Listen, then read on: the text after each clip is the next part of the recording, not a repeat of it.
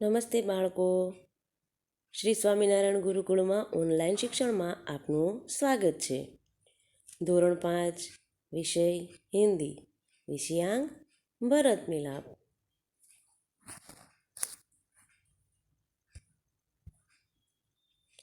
बाल-मित्रों, पाठ छे 8 भरत मिलाप।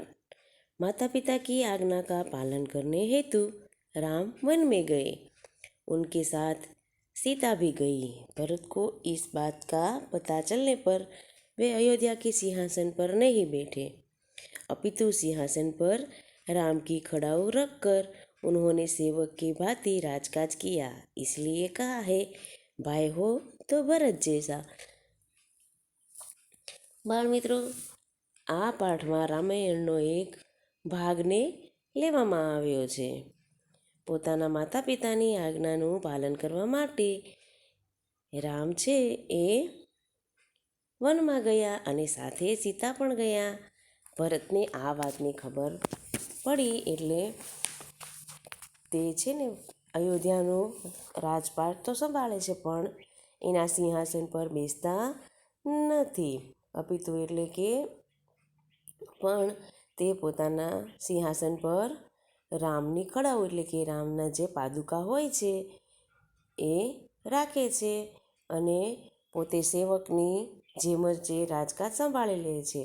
એટલે જ કહેવામાં આવ્યું છે ને કે ભાઈ હો તો ભરત જેસા, એટલે કે ભાઈ હોય તો ભરત જેવો જ. બાળ મિત્રો, નીચે લખેલું છે वन का एक भाग। कुटिया के बाहर राम और सीता बैठे हुए हैं। पास ही धनुष बाण लिए लक्ष्मण खड़े हैं। વિદ્યાર્થી મિત્રો, આ એક નાટક સ્વરૂપે છે, જેમાં દ્રશ્ય એક છે એમાં વનનો એક ભાગ છે.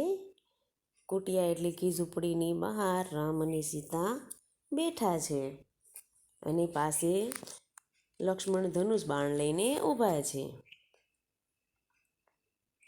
એમાં દ્રશ્ય પહેલું છે, જેમાં આપણે વિદ્યાર્થી મિત્રો નાટક જોઈએ ને, આપણે સ્કૂલમાં હોય છે, પછી યશવંતરાયમાં હોય, ક્યારેક તમે જોયું હોય કે નાટકમાં એવું હોય બાળ મિત્રો કે જે દ્રશ્ય બચાવવાનું હોય એને અનુરૂપ આખો સેટ તૈયાર કરેલો હોય છે. અહીંયા કેમ કહ્યું કે વનનો એક ભાગ છે અને ઝૂંપડી બનાવેલી છે. પછી એ દ્રશ્ય પૂરું થાય અને બીજું દ્રશ્ય શરૂ થાય ત્યારે એ બધી વસ્તુઓ લઈ લેવામાં આવે અને બીજી બધી વસ્તુઓ ગોઠવવામાં આવે. એવી રીતના જ અહીંયા છે. એમાં દ્રશ્ય એક, राम, भाई लक्ष्मण जरा देखो तो यह आवाज़ कहाँ से आ रही है। लक्ष्मण इधर उधर देखकर, प्रभु सामने से कुछ लोग आते दिखाई दे रहे हैं।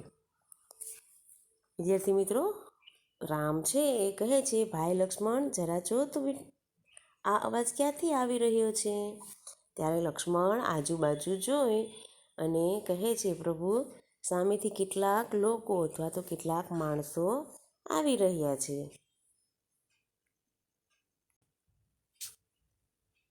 राम, कौन लोग आ रहे हैं जरा ध्यान से देखो। लक्ष्मण कहते हैं ध्यान से देखकर, अरे यह तो भरत है, साथ ही बहुत से लोग हैं, हमें सावधान हो जाना चाहिए, शायद वे लोग लड़ने के लिए आ रहे हैं। राम कहे छे જરા ધ્યાનથી જો તો કોણ લોકો છે. ત્યારે લક્ષ્મણ કહે છે ધ્યાનથી જોઈને, અરે આ તો ભરત છે, સાથે ઘણા બધા લોકો પણ છે. કહે છે કે આપણે સાવધાન થઈ જવું જોઈએ, કદાચ એ લોકો આપણી સાથે લડવા માટે આવી રહ્યા છે. राम हंसते हुए, भाई लक्ष्मण तुम तो बिना बात शक करने लगते हो, इतने वर्ष साथ रहकर भी भरत को नहीं पहचाना।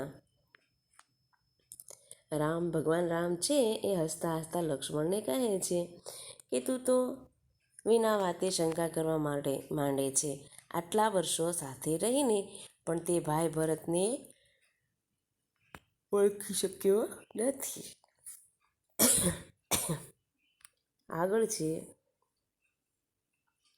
राम हंसते हुए, भाई लक्ष्मण तुम तो बिना बात शक करने लगते हो, इतने वर्षों साथ रहकर भी भरत को पहचानते नहीं हो। પછી આગળ છે લક્ષ્મણ उत्तेजित होकर, पहचाना क्यों नहीं, उसी माँ का तो बेटा है जिसने वनवास दिलाया। વિદ્યાર્થી મિત્રો, તમને બધાને ખબર છે, અને એમાંય પણ તમે તો હમણાં લોકડાઉનમાં રામાયણ જોયા જ હશે. એટલે ભરત છે એ કોના પુત્ર હતા? કૈકેયી માતાના. અને એમણે તે દશરથ રાજા પાસેથી વરદાન માગ્યું હોય છે ને કે ભગવાન રામને 14 વર્ષનો વનવાસ આપો અને મારા પુત્ર ભરતને રાજગાદી એટલે કે સિંહાસન સોંપો, અયોધ્યાનું રાજ સોંપો. એટલે લક્ષ્મણ ઉત્તેજિત થઈ જાય છે, એટલે કે ગુસ્સામાં કહે છે કે હું કેમ એને ઓળખી ન શકું? એ જ માનો દીકરો છે જેણે વનવાસ અપાવ્યો. સીતા, इसमें बेचारे भरत का क्या दोष? સીતા માતા કહે છે કે એમાં બિચારા ભરતનો શું વાંક છે? લક્ષ્મણ, लीजिए सब लोग इधर ही आ रहे हैं. લક્ષ્મણ કહે છે કે લો જો, બધા જ માણસો છે એ અહીં આવી રહ્યા છે. બાળમિત્રો, આ દ્રશ્ય પહેલું હતું કે જેમાં આપણે જોયું કે વનનો એક ભાગ દર્શાવવામાં આવ્યો છે. ઝૂંપડી બનાવેલી છે, એની બહાર રામ સીતા બેઠા છે અને એની નજીકમાં લક્ષ્મણ ધનુષ બાણ લઈને ઊભા રહ્યા છે. ત્યાં આ બધી ચર્ચાઓ થાય છે. હવે આગળ જોઈએ. दृश्य 2. भरत दौड़ते हुए कुटिया के निकट आते हैं. उनकी आंखों में आंखों से आंसू बह रहे हैं. वे राम के चरणों में पड़ते हैं. राम भरत को उठाकर गला लगा लेते हैं. વિદ્યાર્થી મિત્રો, ભરત છે એ નજીક આવી જાય છે. ભરત દોડતા દોડતા ઝૂંપડીની નજીક આવે છે.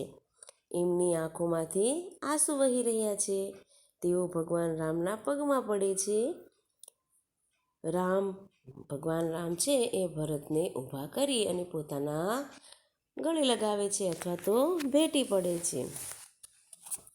भरत रोते हुए, मुझे क्षमा कीजिए प्रभु, आपको वनवास दिलाने में मेरा कोई हाथ नहीं. ભરત છે એ રડતા રડતા કહે છે, મને માફ કરી દો ભગવાન, એટલે કે પ્રભુ, તમને વનવાસ અપાવવામાં મારો કોઈ જ હાથ છે નહીં. ભરત તો એકદમ નિર્દોષ હોય છે. જ્યારે રામને વનવાસ મળ્યો એ તો ત્યારે અયોધ્યામાં હાજર પણ ન હતા.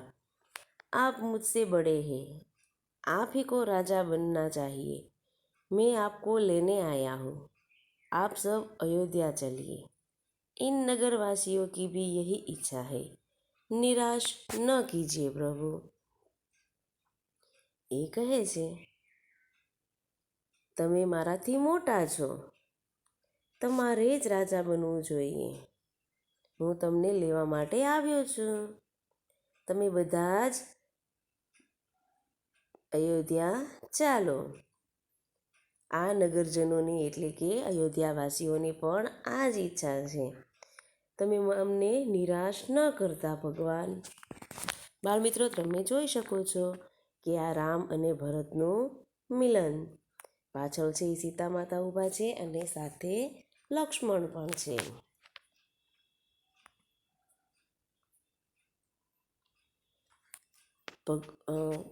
આગળ છે, राम कहे छे, भाई भरत, मैं तुम्हारा प्रेम देखकर प्रसन्न हूँ, किंतु मैं माता पिता की आज्ञा का पालन करने हेतु वन में आया हूँ. वनवास पूरा करके ही लौटूंगा.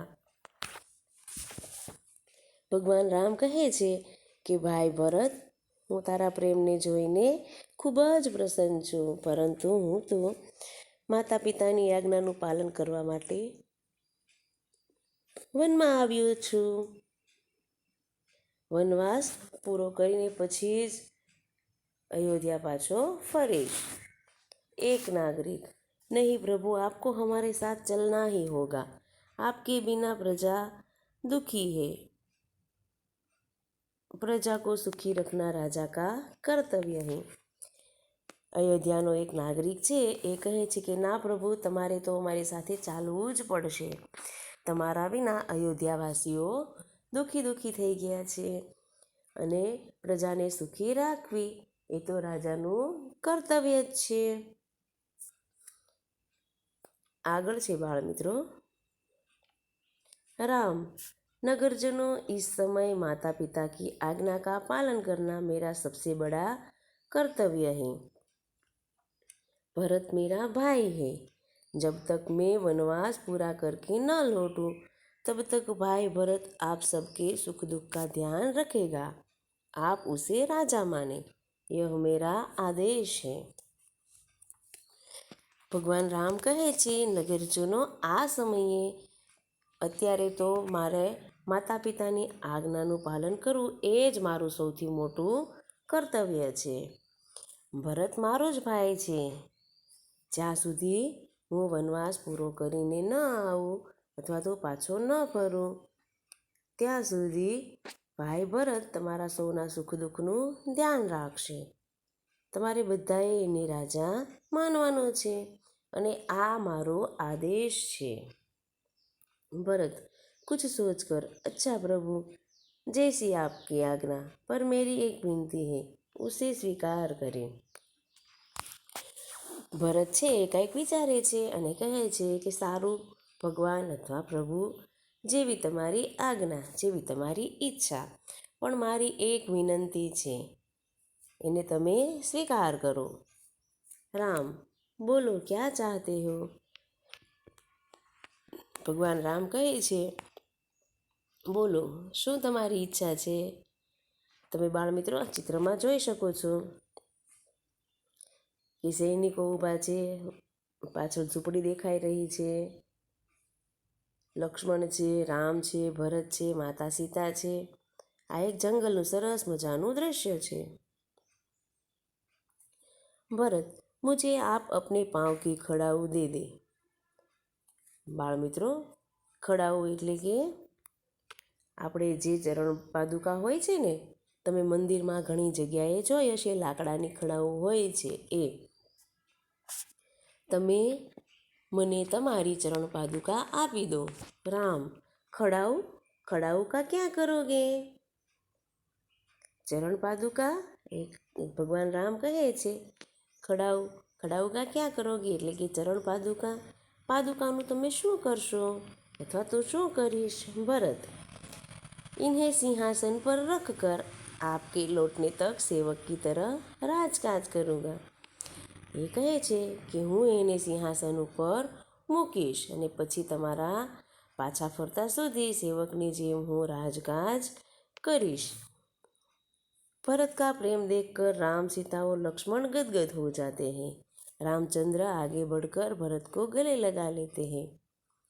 खड़ाऊ लेकर भरत तथा नगरजन राम और भरत की जय बोलते हुए विदा होते हैं. વિદ્યાર્થી મિત્રો, કેવો આદર્શ ભાઈ છે. તમે જુઓ છો ને, આખું એને અયોધ્યાનું રાજકાજ મળ્યું છે પણ એ સ્વીકાર કરતા નથી અને કહે છે કે આ તો ભગવાન રામનું જ રાજ્ય છે. અને ભરત છે એ સિંહાસન પર પણ બેસતા નથી. ભગવાન રામ છે એના ચરણના જે પાદુકા છે એને સિંહાસન ઉપર રાખે છે અને પોતે સેવકની જેમ આખું અયોધ્યાનું રાજકાજ છે એ સંભાળે છે. ભરતનો પ્રેમ જોઈને સીતા અને લક્ષ્મણ ગદગદ થઈ જાય છે. ભગવાન રામ આગળ વધીને ભરતને ભેટે છે. ભગવાન રામની પાદુકા લઈ ભરત અને નગરવાસીઓ રામ અને ભરતની જય બોલતા બોલતા વિદાય લઈ લે છે. બાળમિત્રો, આ પાઠ અહીં પૂર્ણ થાય છે. સૌને મારા જય શ્રી સ્વામિનારાયણ.